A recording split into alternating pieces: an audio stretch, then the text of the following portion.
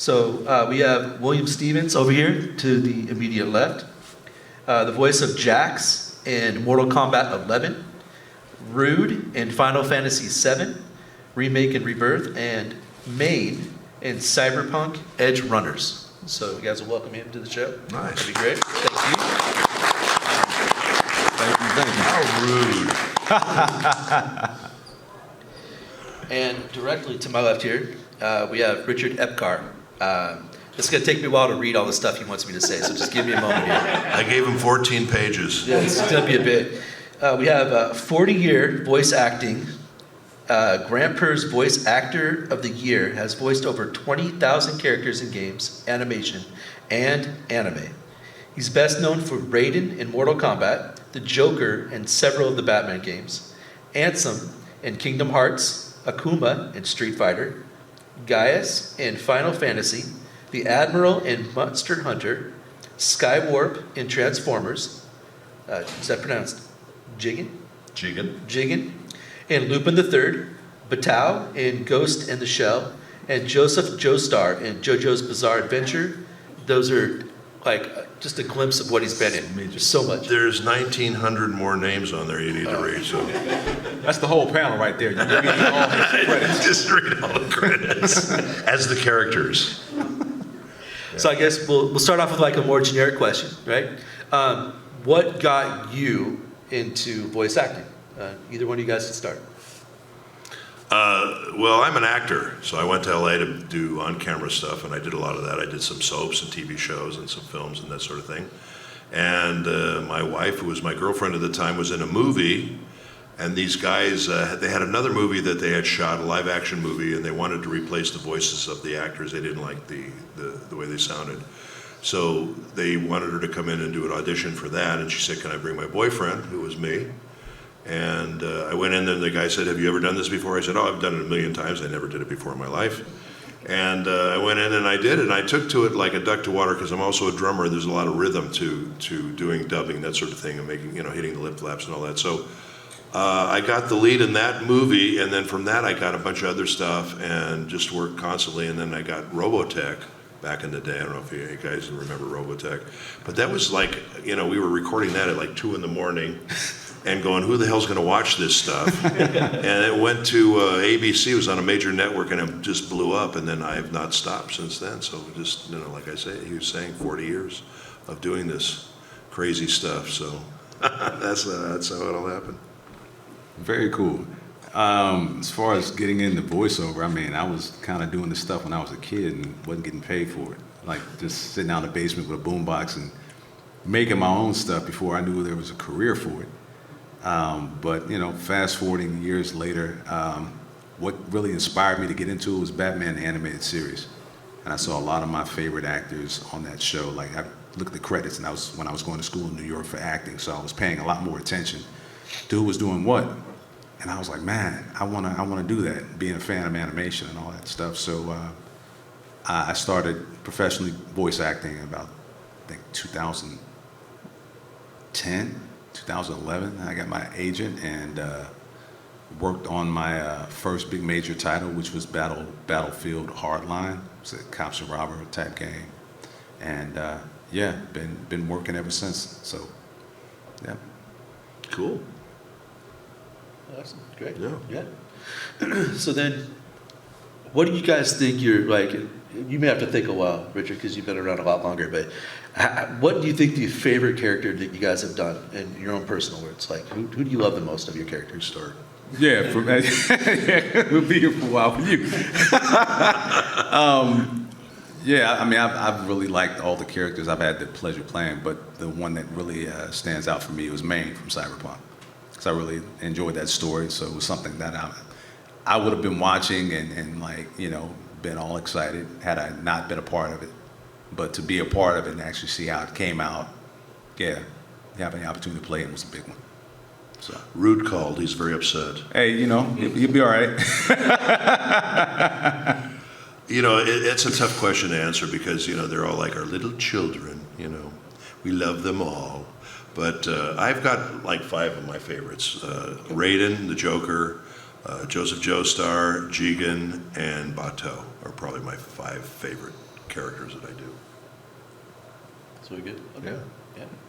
And so me and you guys brought him up, and we're here for Mortal Kombat. Personally speaking, when I was a kid, our favorite games was who would win in a fight, a rhino or an elephant, right? It was always those conversations. So I'm going to ask these guys, if their characters had to fight each other, who's going to win in that fight between Raiden, Jax, and then also if Raiden had to fight Akuma. Akuma, right? I mean, who's Fight just going to yourself. come out ahead on these things, man? Yeah, fight myself.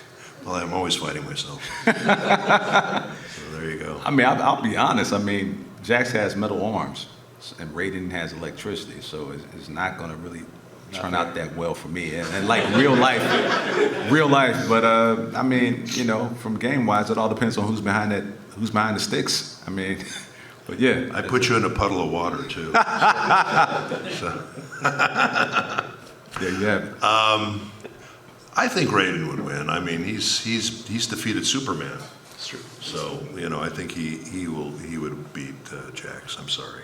So I already admitted to I it. think so- Rude would give him a good run for his money, but Rude's pretty good. and then with Akuma, and let me ask you guys, who do you think would win between Raiden and Akuma? Should You we guys do have a show of hands? Right. All right, hands up for Raiden. Who would win, Raiden? And who, for Okay. Akuma? Akuma. Underdog, for sure. Yeah, he's definitely the underdog. Why do you think Akuma would win, just out of curiosity? We got 3 guys who thought Akuma would win. I have no idea. I just felt like it would. You just want to give Akuma some love? Is that- Yeah. That's fair.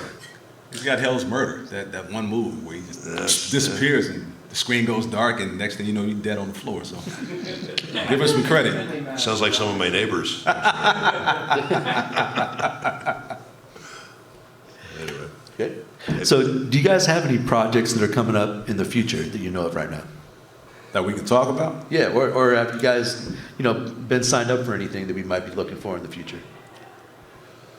I can say definitely on my end. I know some stuff that's coming out next year that Are you able to tell us? no. I can't. Yeah, I that's really the can't. problem That's with the doing thing. this stuff. You know, you get in so much trouble, it's so ridiculous. I hate that aspect of this business. Yeah. Can we and- not say it and just beat around the bush a little bit? Well, no, because then you get in trouble. In my head, it doesn't make sense because what it does is you guys hear about it, you get excited about it, then you want to go buy it or see it or whatever, and they don't want you to do that. I don't, as a business person, it doesn't make sense to me.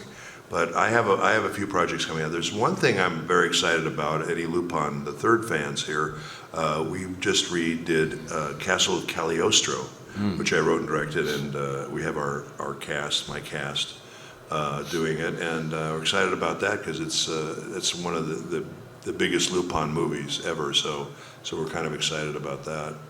What else? I just did a bunch of stuff, but I have to go back and look. At this stage of my career, it's like it's hard to remember all this stuff, to be honest with you. So you just kind of go in and do your job, and then and I just directed something. I directed a game. I had 2 weeks on this game that I did, which was apparently a series of games. So that was really a lot of fun, and I get to do a lot of that stuff too. So, Yeah. Yeah. Okay. I want to be in your movie, man. Or your let's game. do it. Well, yeah, Yeah. let's exchange. I'd love to work with you. Let's make history and sign that contract at this there- table right there here. you Right? We'll find you. We'll find a voice. I will say I think I will be putting the sunglasses back on at some point, and I'll just leave it at that. It's happening. Because of that light there? Yeah. Okay, you can put sunglasses on. He usually wears that little hat, the little visor with the green thing on it that dealers use. Count his money. I like to count my money. There you go. Why is that so bad? So, individual, personal lives. Do you guys play video games now, like any of the video games, or like when you were a kid or growing up or young adult for Richard here? Did you play any video games? I played some games when I was a kid, but honestly, when I was younger, it was like Pong. That was like the most sophisticated thing we had back in the day, and I guess Mario and that sort of stuff. My kids had a lot of those games. It's funny. People always ask me that if I play the games I'm in. I don't, because I suck at it, to be honest with you. There was a game I did called War for Cybertron, Transformer game, and I play Skywarp in it. And part of the game, I don't know if you guys are familiar with the game, but you're kind of in a cave, and then you get your assignment, and you go out of the cave and you do the assignment.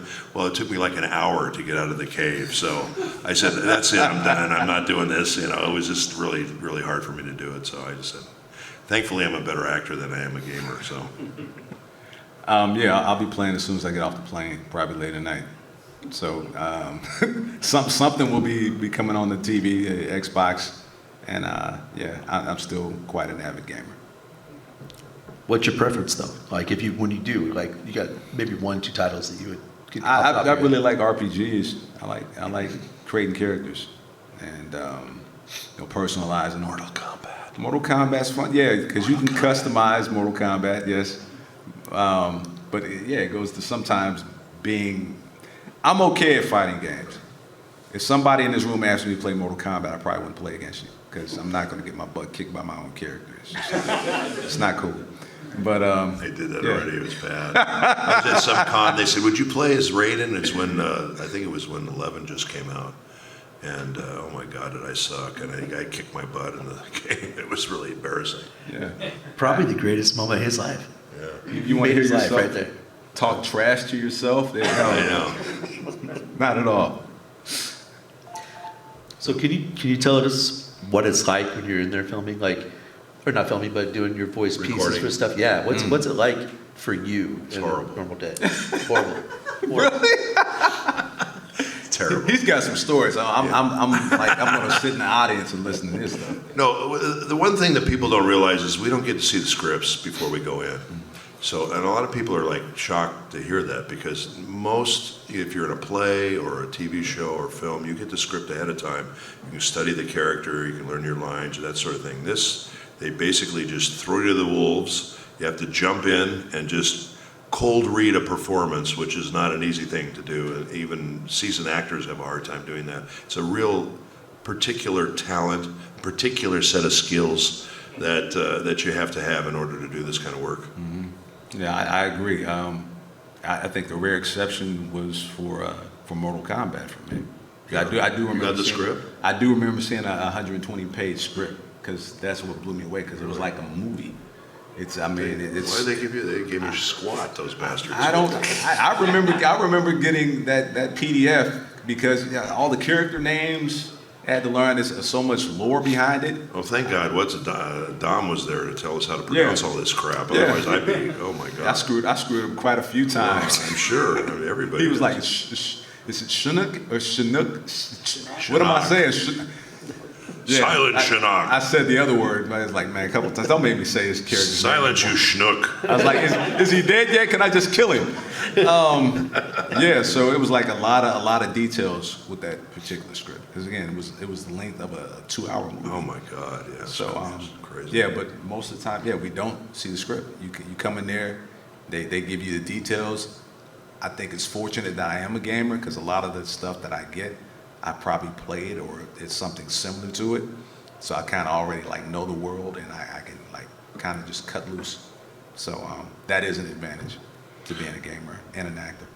The one thing that's great about Mortal Kombat is the writing. The writing was fantastic. It was like, film level quality writing. So, as an actor, it's always nice to have good material to work on. It's nice when you have that because Yeah. you can really act and bring it to life. Whereas, some of these scripts, it's like, trying to make chicken salad out of chicken shit, if you know what I'm saying.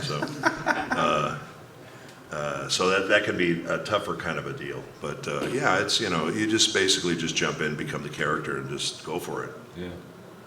Are you in the booth by yourself during this time? Do they bring Generally. the other actors in at the same time and kind of get a feel for the flow that way? Or For games, you're generally there. They record everybody one at a time, particularly for games. Once in a blue moon, like on Legend of Korra, I did that animated series. We got the luxury, and I call it a luxury because they rarely record like this, where the cast would come in and do what I call a radio play, where we would all do our parts, which is really nice as an actor because then you get to react to the other actors, and it's really kind of a nice way to work.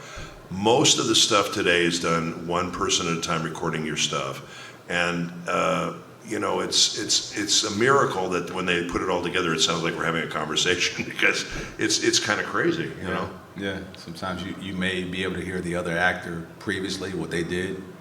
It really comes down to also having a great director and also having a great ear and great instincts for yourself. So It helps if you can read the line before your line, so you get an idea of what it's like. You know, obviously, if your line is "come in," for example, and let's say you just lost your father, you're going to say that differently than if you just won the lotto. So you have to know the context of what's going on in the scene in order to be able to play that correctly, you know. And it does help to have a good director helping you with that. Saying that in the wrong form would make you sound like a psycho. You know what I mean? Like, happy, my dad just died, come on in. Come on in, my dad just died. I'm getting paid. We're having pizza. So yeah, makes a big difference. Have you guys done any work that, didn't blow up or become big that was like, that you're a big fan of and you thought should have been, something that everybody would have loved? You know, this whole thing is a crapshoot. You know, you never know. You go in sometimes and they have some of the best people in the industry working on stuff, and it just flops. You know, and then you go and you do some crazy, fly-by-night deal, and it becomes huge. You never know. You never know. So, and I'm sure you probably agree with me on this, that you just go in and do your best job, no matter what it is, how big it is, how small it is. You just go in and try to do your best on everything, Absolutely, because sometimes it's just the timing of a release of a game, or it's just things completely out of your control. Yeah. You go in and do the best work you possibly can as a performer. Try to leave it all in the room. And then after the session's over, you go on about your day. So, you never really know what's going to pop. Unless maybe it's even a legacy title. There was a lot of pressure on Final Fantasy, or any time a new franchise like Mortal Kombat comes out. You don't want to be in the version that sucks. So you feel great, like, hey, the production value was really good, the team working on it, everything. Mortal Kombat, the shit show. So that's it. In the business, other than, the people sitting up here, of course, is there anybody else you guys love working with? Like, like your favorite people in the business that you love to be around and work with?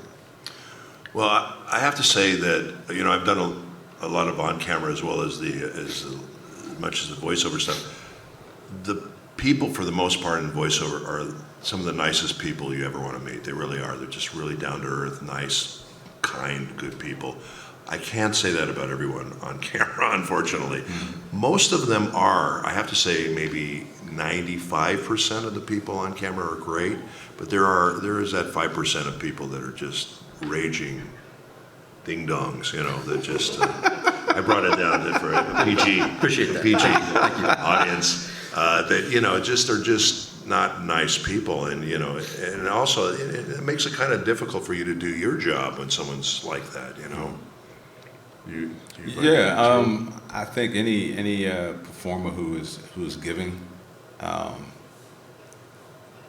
definitely, there are some people that can be difficult to work with. I was reading an article about Johnny Depp, and I like him as an actor. I heard he wears headphones during his scenes, so it was like, how can you hear the other actor? And I have to verify it, but that just tripped me out, because it's like you're not listening to what the other person's saying. You're just kind of like doing your own thing. It's weird. That kind of tripped me out. When's the last time you saw him in a movie, though?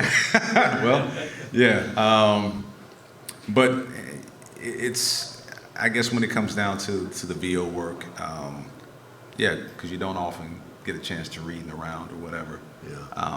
It can be just like a stage play, though, when you get up and you work with somebody who's giving you something to work off of, Makes a difference. Something you can, genuinely react to, and they're reacting to what you're saying, and it becomes like, as Michael said, it'd be like jazz, just like jazz music. I'm playing, you're playing, and it's that back and forth where you're actually giving something to the other performer, and you make something beautiful. Sometimes you do, sometimes you don't, but Yeah, that's very true.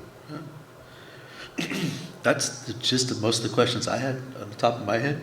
Should we see if anybody out here's got any Yeah, let's see if questions? you guys have some questions for us. Yes. Right there. Yes, please. Are there any game franchises that you have not worked in that you want to? Yes, there's, apparently I was told today I should be in the Gears franchise. I don't think I should. Yeah. You should. In that. Were you the one that told me that? No, but Oh. you should. Because I know you came by today. Somebody told me that. I would love to be a part of that. I'm really fortunate. I've been in a lot of franchises, so I've been able to, be part of a lot of these various games and stuff. So, but yeah, I'd be happy to be part of that. Those are good ones. What about you? Let's see. If there was a part 4 to this, I don't think they're going to be a part 4, but a Baldur's Gate 4. Yes, since I'm a D&D fan, and I think they just did an awesome job on Baldur's Gate, the last one. Would love to do something like that. Wow, what other franchises? The one that pays the best. That's the one we want to be part of. Man, feeling good about it, I would love to do a Metal Gear Solid, one of those. There's that Gears again. Yeah. Throwing the gears in my face. Throwing the gears. Being somebody that grew up playing those titles, again, like booking Mortal Kombat and Final Fantasy, beyond my wildest dreams. I was working at a game store when those original titles came out. So, but yeah, I would like to do a Metal Gear Solid. So, Great question. Thank you. Go ahead. I guess a more specific question is there a specific character you want to voice? oh wow. And I want to do a thing where I'm Batman and the Joker, so I could, talk to myself. Is that the Batman who laughs? Yeah, I was thinking the same thing. Nah. Didn't you No. technically already talk to yourself with Joker and Raiden? Yes, I did. Absolutely. Yeah. Old Bruce from like Batman Beyond. Yeah. There you go. And Bruce, Batman Returns. I resemble that remark. Yeah. No, that would be fun. He's somebody I've always kind of wanted to do, and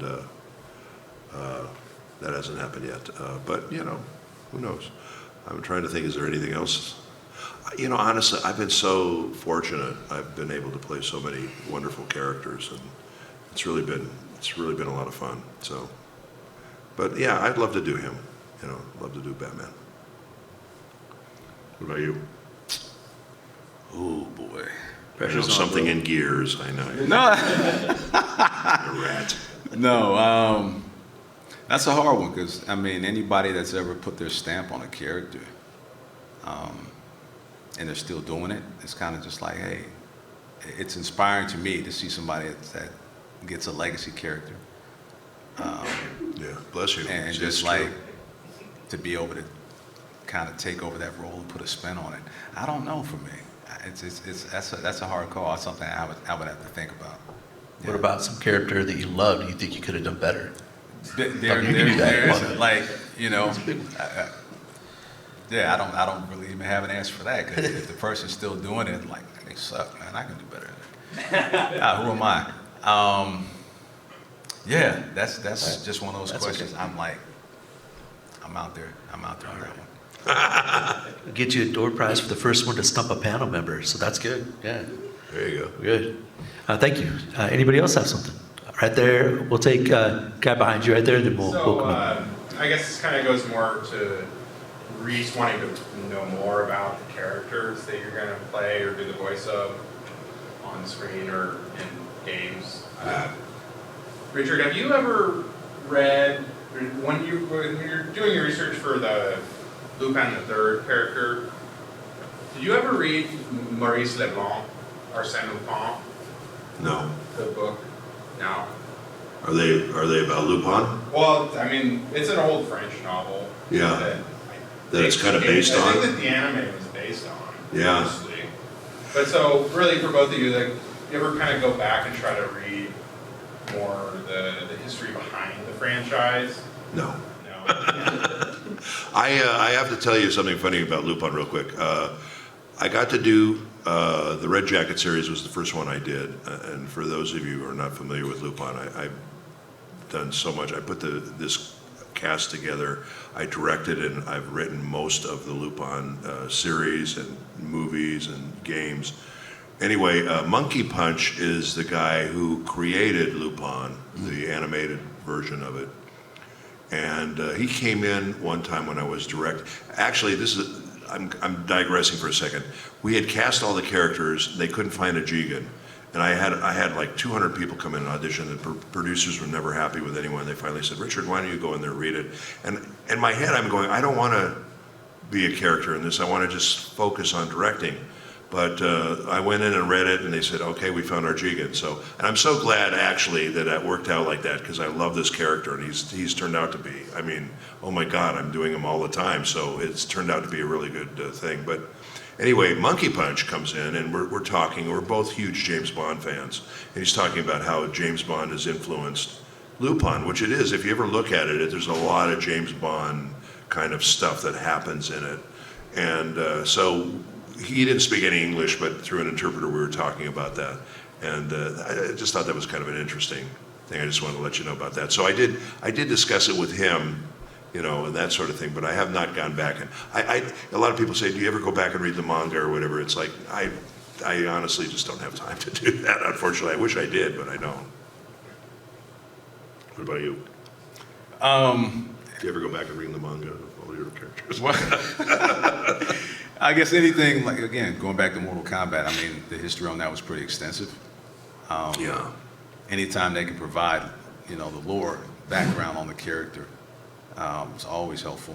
Sometimes you got to go back and do some digging. I think I did have to go back and, yeah, for Jax, because of what happened in Mortal Kombat 11, and then you got the previous titles, I had to go back and kind of take a look at what transpired, because they had him, the older Jax, he's PTSD, and his life's a mess, and he has all these different regrets, and you know, so yeah, I think that's So typecasting?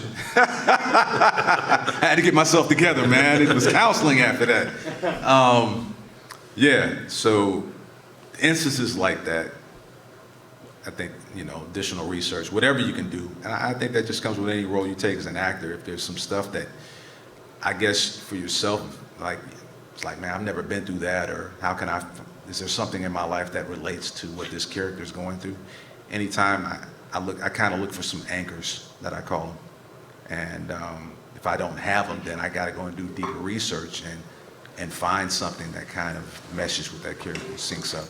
So hopefully that answers the question. Speaking of Mortal Kombat, this is kind of interesting. I actually voiced on the original movie. I did voice work on that original movie. Wait, for the 1990s? Yes. What Yeah. did you do for that? I did a bunch of voices, and we did a lot of, you know, we did Walla, we did reactions, we did fighting stuff, you know, all those sounds you hear in movies, that's all done after they shoot it. So I did a lot of that stuff, and if you go back and look, my name's in the credits with, what's his name, who now owns the franchise, actually. He did one of the characters. I'm trying to remember which character he did, but he did one of the characters, and I think every once in a while he jumps in and does some stuff. But yeah, so I have you know, when I first went in, I mean, I knew about Mortal Kombat, and but when we did the movie, it was really kind of fun to work on that, and then to do the game years later was you know, really kind of cool. So. You know, do your research and then walk around the house for 2 weeks pretending you're Raiden the entire time and get in character, be ready to go. Absolutely, yeah. Shocking your kids. I usually put on a robe and nothing else and walk on the roof Yeah. and, you know, spout my lines from the top of my roof until the neighbors call the cops. So, I can see that. Usually the way it works. Thank you for the question. In the hat right there. Yeah, so I'm not really sure how to phrase this. One of my favorite things once I really finish an animation game, something like that, is I go and try and find recordings of the flubs that people put together and everything. Oh, the outtakes, yeah. Yes, and the first one that I ever watched was when I got the DVDs for Kenshin, and the one that really stuck with my memory was when Seijiro Hiko has this big line where it says "Live on Kenshin," and you just went rock on, Kenshin, and that's it, and it just kind of like stuck with me. My question is, those sorts of flubs, are they just like occurring naturally? Do you guys sometimes have fun in the booth, like just either with another actor or with the director, just like messing around with lines? Because a lot of times when I find these flubs for like modern anime and stuff, it's like they're doing it on purpose, trying to get each other to laugh. So I kind of like picture you guys trying to get each other to laugh. Is that a part of what you do, or is it like Trying to get whole somebody- business you got to get out there quickly? Trying to get somebody to break character, I guess they call it. Yeah. I mean, I've been in the booth sometimes, and you know, you'll read a line, and then director like that doesn't sound right, you know, or it just sounds silly, you know, when they wrote it, just like we didn't really have an idea here. Sometimes the best flubs can end up being the best dialogue, like you were just playing around, like, oh, that was funny, let's keep it. So it happens sometimes. Where like they decide to keep the line that you flubbed on. Well, yeah, I think I've had times where I looked at lines and my brain just edited it. Like, it's like I'm reading it and it might have been like a typo. And my brain said, let's fix this. And I just said it. And it's like, oh, that's not the line. No, I like that. Let's keep that. You know, like, because the other line was just like, no. So, yeah, I wouldn't even necessarily call it a flub, especially if they keep it. It's just like it's something organic and natural just happened. So, and then other times you just screw the line up totally. I've had lines that I couldn't, there's a certain word just kept tripping me up. Maybe it was because it was between like a series of T's or P's, like, and it's like, give me a second, let me say this, it's not working. Can we just change the word? Thank you. So that's me. I kind of started that whole thing. It started with Lupin, actually. We would go in there and we would do a thing where we try to crack up the actor afterwards, because sometimes we would play the line before so the person could respond to the line, and we would put in a funny line to try to crack them up. And then we just started making up lines, and then I would start telling the actors what to say. And then the producers came in, and I said to I'm thinking to myself, they're either going to really like this or they're going to fire me. So, you know, I wasn't really sure which way it was going to go. So I told the engineer, I said, play the outtakes for them. And they died. They thought it was hilarious. And I kind of shot myself in the foot, because they said, we want you to do this on all the shows. So I said, are you going to pay me more? I said, no, but we want you to do this on all the shows. And I'm going, oh, great. I just created a lot more work for myself, and now I don't get paid. And, you know, so that was it. And then when they do it sometimes on some of those shows, they'll do it as, I guess they call them Easter eggs or whatever, and they'll do that. I have a whole thing that I do at conventions sometimes of outtakes from Lupin, Noen, and Bobobo that we did. But Bobobo is such a crazy show. I mean, the outtakes seem like the normal show anyway. So, but you know, actually, sometimes, you know, like William was talking about, you go in the booth, and as an actor, you can come up with a better line sometimes. And I'll always say, you know, I'll do the line that's it's written, but I'll always say, can I give you another alternate version of this? And so I'll give them the line, and sometimes they'll really like it, and sometimes they won't. It depends on, you know, how it hits them. But sometimes they'll keep the thing that I came up with, and then they'll rewrite the script to accommodate that line. So, you know, it just depends, you know, but it's fun. We have a lot of, you got to remember, we're in dark rooms for long times, in long periods of time with no windows. So we get a little dingy in there, and we like to have fun. So, you know, we get a little crazy. So it's fun, and it's a good way to blow off a little steam and be silly, you know. Great, thank you. Go ahead. Have they ever given you situations, but basically no script, to just basically add a little bit? Well, you could do that if it was like an original animated thing, but not on something you're dubbing, because it's already there, and you're already having the lip flaps and everything. You got to make them fit the lip flaps. So if you're doing it, but honestly, they don't do that, because you're not going to spend all that money, you know, renting a studio and hiring an engineer and having all that stuff just to see if somebody's can improvise an entire show or something like that. It just doesn't really work that way. You could do that at the improv club. You could do that, but you know, not in the booth. Yeah, it's I think it's rare. I think I may have been given like just some sounds. I did have a game when I worked on the Expo Primal.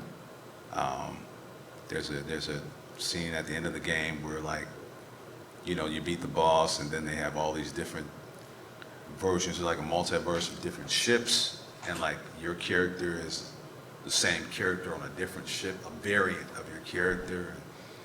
You know, they had me like doing like a self-walla. I was like making all these sounds like these crew members celebrating, and it's just like, who would say this right here? And so that was a moment where it just improv, it was just throwing spaghetti against the wall, as they say.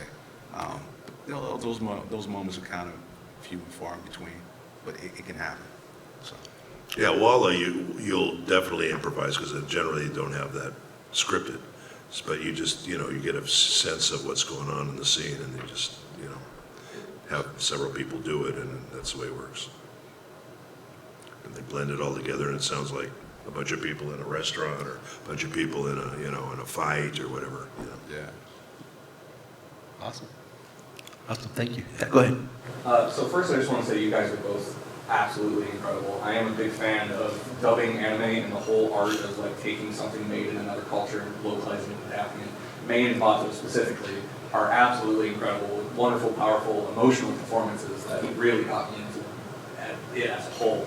My question for you is, as somebody that is trying to make it in the creative world, you know, YouTube show, private stuff, all of that, you have the drive, you have the motivation, but you're just not seeing the numbers, you're really having trouble taking off. Do you guys have any advice for that kind of part of starting out where you're not really a beginner, but you're still a nobody? You live here? I, Yeah, well, that's your first problem. well, And I don't mean to sound facetious about that, but it's, you know, if you really want to do this kind of work, you got to go to LA, because that's where they do the bulk of that work. And, you know, it's one thing, I mean, with the technology we have, if you want to do commercial VO, you want to do promos, you want to do trailers, that sort of thing, you can do that anywhere in the world, really. But to do this kind of work, they really, a lot of times they like you to come into the studio, and they like you to be, you know, available. So if it's something you really want to commit your life to and make a living at, then I would recommend moving to Los Angeles. Yeah. Guess, yeah, a lot of times now, especially, they do want you to come into the studio, say LA-based talent. I've seen some projects, though, they shoot in Texas, so you have to either be in LA or you got to be in Texas or New York. You got to be where, like, you know, the work is. Then when you get established and you develop those relationships, then if you move and you got a professional setup, and they can actually, you know, they can patch you in and everything like that, then you can do something like that. But it's going to take you, you know, getting established first and being able to build those relationships. You might be able to take some things on class online, build relationships that way, but it's I'll just say it's more challenging. Not impossible, but it is going to be more challenging for you. That's it. But the main thing is stick at it, because we all had to start somewhere. All right. Good luck, man. You know, it's getting harder now with all the people, with the, you know, everybody. There's so many more people. And when I started out, you know, there'd be maybe 10, 20 people auditioning for a part. Now you got literally hundreds of people you're auditioning against. It's crazy, you know. Sometimes it comes down to not what you know, but who you know, right? You got to be in those areas where they're at to get connected. Well, you know, obviously, like, you know, we were saying, if you get established, people are going to, you know, we're basically making the same amount of money, so you're going to hire someone who really knows what they're doing and has been doing this a while, or you're going to hire someone who's a, you know, an unknown commodity, really, and sadly, I mean, I try to give people, you know, shots sometimes, and sometimes it works, sometimes it's not so great, you know, so, but, you know, if you have the opportunity to work with, you know, Brad Pitt or Abe Schlopnik, you know, you're probably going to go with Brad Pitt. You know, if it's the same price, you know what I'm saying? So, if you had a special skill like a language, a certain dialect that's not, you know, readily accessible. I mean, I've seen that come through sometimes. Like, can you speak, like, you know, somebody like can speak Farsi and do it convincingly for real? That just use that as an example. But sometimes these things pop up, and there's not the talent there for it. It's rare, but when you get opportunities like that and you say, well, I can do it, and you take a chance, you say, let me show you what I can do. So it's like when the opportunity comes, you're just prepared for it. The more versatile you can be, obviously, the better. You know? So. The hardest part of it all is just whenever the numbers are low, with like, online stuff like YouTube and stuff like that, you really put your heart into something and like nobody watches it, and you barely try on something and a lot of people watch it, and you're just like, Yeah, like I say, there's no rhyme or reason. That's what's crazy. So you just have to keep doing it. Just keep doing it, And sometimes it's discouraging. Yeah, it can be, But you just have to, if it's something you really want to do. My philosophy on all this stuff is do what makes you happy, because life is short. You might as well enjoy what you're doing. I have so many friends who became engineers and were miserable. And they did it because they thought, oh, I'll make a living doing this. But the thing is, a lot of the engineers got laid off. So there's no guarantees to any of this crap. So you might as well do something that makes you happy. And as long as you got to do something, enjoy it, Amen to that. Yeah. thank you, that means a lot. Yeah, good. Thank you. Good luck, man. Anybody else? We got some time left? Is there anything you look for or have found that you enjoy or would recommend people look for in an agent? Yeah, someone who's honest, and someone who doesn't blow smoke up your ass, and someone who's, can go to bat for you when you need them to. And someone who, the problem with a lot of the agents is they're just not very communicative. They're just, you'll write them. I'm very fortunate. I love my agents. They're great. And I send them a thing and boom, they send it right back to me. They're really good about that. So, I like them a lot. But yeah, you got to be careful. And anybody who says I want you to pay them a monthly fee, they're full of crap. Stay away from them. Because agents get their money by booking you on a job. They'll take 10% of your gig. But there's a lot of phony balonies out there. You got to be very careful. Yeah. What do you say? Yeah. That's fair. That's fair. You got just about 2 more minutes left. There's a gentleman behind you that put his hand up first. I'm his brother, so. Oh, okay. Are you deferring to your brother? All right, we have a pass. Go ahead. Default. Which one is it? No, go. Oh, okay. Just kind of more lighthearted. In the latest Mortal Kombat, Raiden was a completely different guy.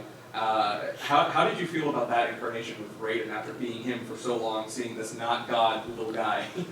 Oh, are you talking about in 11? Mortal Kombat 1. Oh, most recent 1. one. Raiden was just like a guy. Well, I hated it because it wasn't me, So, I wasn't happy. It is really funny because he has this very soft-spoken voice, and you. So Yeah. the difference was crazy. No, I was not happy.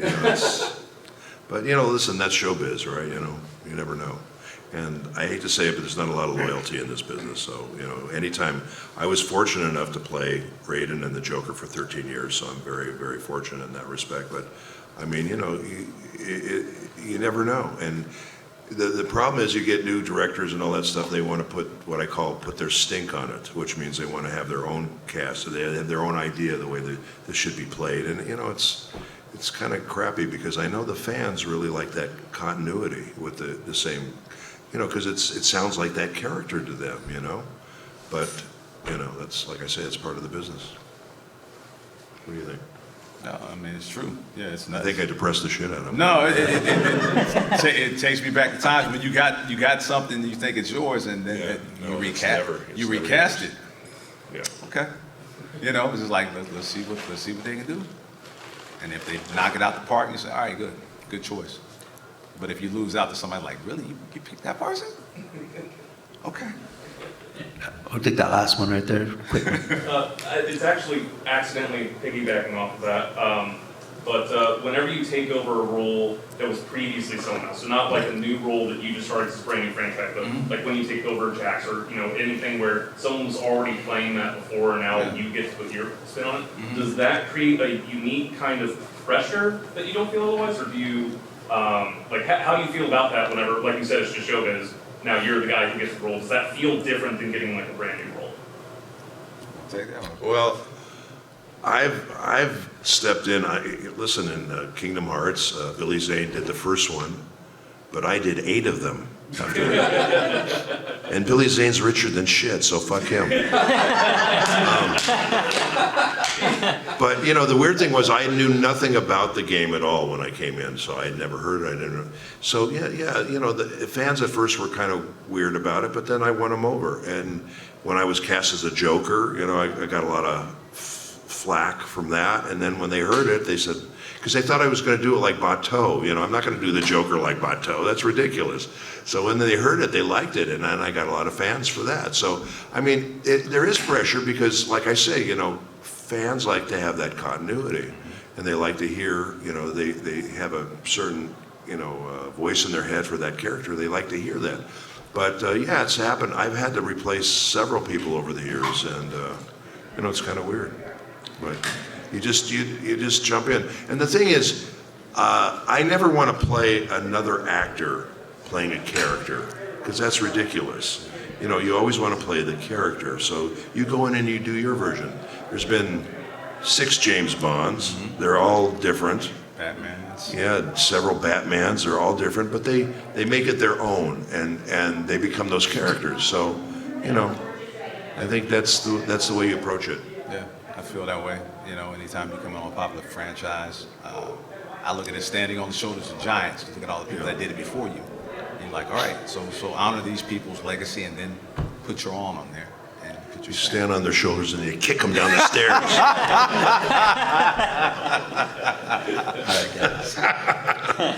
So it looks like they're opening the doors. They're about to kick us out. I would like to say that these guys are going to be available for autographs, right?